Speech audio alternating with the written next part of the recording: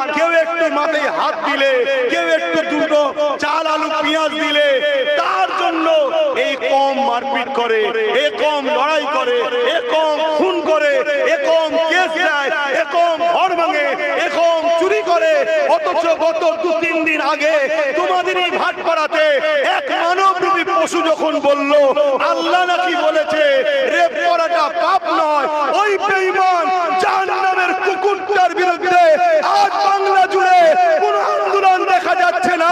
বড় লজ্জা লাগছে মুসলমানদের উপরে যে আমরা কত নিকৃষ্ট হয়ে গেলাম, কত খারাপ হয়ে গেলাম যে আমরা আল্লাহর বিরুদ্ধে এত বড় ইলজাম লাগালো। ওই জাহান্নামের কুকুরটার বিরুদ্ধে আমাদেরকে রাস্তা ব্লক করে বসে থাকা দরকার আছে না? ও আজ আন্দোলন